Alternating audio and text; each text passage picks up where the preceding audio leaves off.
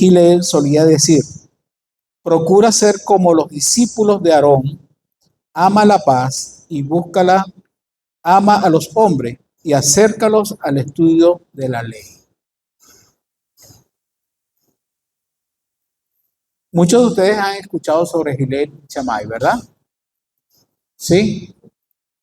Hillel y Shammai eran dos escuelas muy emblemáticas en los tiempos de Yeshua, que debatían temas halágicos y que tenían que ver con la vida cotidiana en base a la Torá escrita y la Torá oral.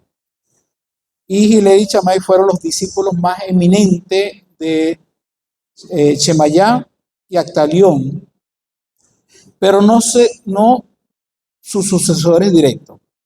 Hillel pertenecía a una familia muy conocida que decía descender genealógicamente del rey David. Cuando los judíos volvieron de la cautividad de Babilonia, los antepasados de Hillel se quedaron en Babel. Pero Hillel sintió tan ardiente deseo de estudiar la Torá que, atraído por la fama de los dos hombres más sabios de Jerusalén, hizo una peregrinación a la ciudad santa con el fin de saciar su sed de sabiduría, escuchando las lecciones de Shamayá y Actalión. Tenía un hermano rico llamado Shecna, según Sotá 21a, pero este no le ayudaba. En lo sucesivo, rechazó el dinero del Shabbat que le ofrecía. Y Hillel se ganaba la vida como jornalero, cortando leña, sacando agua de los pozos, y dedicaba sus noches al estudio de la Torá. Cada día ganaba un tarpei, y eso que era el pago o la moneda que ganaba, y empleaba la mitad de esa jornada para su mantenimiento y el de su familia, mientras que entregaba la otra mitad al portero del Beit Hamishdah, o sea, al portero del templo. Un día, sin embargo, no pudo encontrar trabajo y como no tenía con qué pagar el portero, este le negó el acceso a la casa de estudio. Entonces Hillel se apostó delante de la ventana de la escuela con la esperanza de captar alguna que otra frase. Era un viernes por la noche y en pleno invierno y nevada, cuando llegó el momento en que tenía que despuntar el alba, Shemayá preguntó: hermano Actalión, ¿a qué se debe que la luz no penetra por esta ventana? Fueron a averiguarlo y encontraron el cuerpo de un hombre agarrotado del frío que yacía sobre la ventana, impidiendo el paso a la luz. Salieron entonces corriendo, sacaron al desgraciado de la nieve, donde estaba medio sepultado. Lo levantaron, le ungieron y le calentaron junto al fuego. Desde luego dijeron: este hombre merece que transgredamos el Shabbat por él. Cuando Shemayá y Actalión murieron, le sucedieron los hijos de Beterat. Ocurrió entonces que la víspera de Pesach cayó en Shabbat, lo cual no se había producido desde hace muchos años, cuando los hijos de Beterat ignoraban que si estaba permitido hacer el sacrificio de Pesach en aquel día, les remitieron a Hillel en Babilonia, el babilonio, quien había sido el alumno más destacado de Shemayá y Actalión. Lo mandaron a llamar y él les demostró que en el acto que le ofrecí de la ofrenda del sacrificio de Pesach tenía prioridad sobre la observancia del Shabbat, manifestando así el más profundo conocimiento que poseía de la Torá.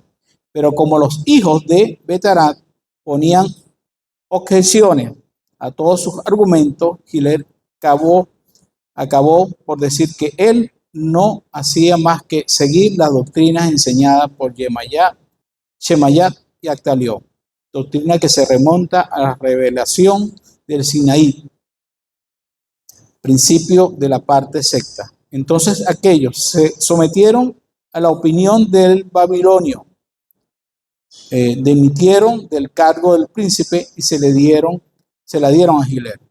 Este subió a la cátedra que le correspondía como nazi, como director, y lleno de ira dirigió a los sabios de Israel las siguientes palabras: solo vosotros tenéis la culpa de que un hombre venido de tierras tan lejanas os supere y os quite la función que os pertenece legítimamente. Ojalá hubiese superado vuestras perezas. Ella os ha impedido aprovechar debidamente la sabiduría de nuestros maestros. Esta porción me llama la atención porque dice que a partir de ese momento, de aquel evento de Gilel, cuando él quedó en aquella ventana, ¿verdad? Porque no tenía con qué darle al portero para que lo dejara pasar, entrar. Dice que desde allí la escuela dejó de cobrar o de pagar para que sus estudiantes puedan accesar de manera libre. Entonces, siempre las situaciones que se presentan, que son adversas para muchos, termina siendo un beneficio para otros.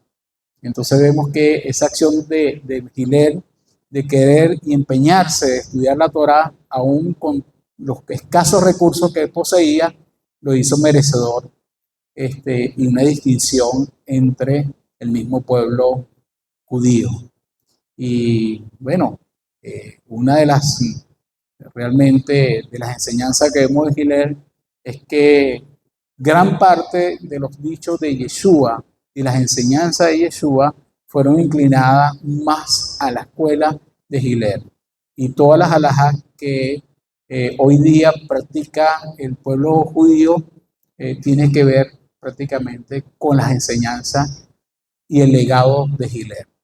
Mientras que Shammai era un poco más rígido, más estricto en cuanto a las leyes, Yeshua siempre sopesó las enseñanzas de cada uno de ellos y siempre terminó dando una enseñanza un poco más flexible, así como siempre lo mostró Gilel en todas las enseñanzas que tenía que ver con el derecho y las halajá de la Torá aplicada a la vida cotidiana del pueblo. Quería compartir con ustedes esto porque realmente uno se ve reflejado en algunas etapas de nuestras vidas donde queremos servir al Señor, pero todo tiene un costo.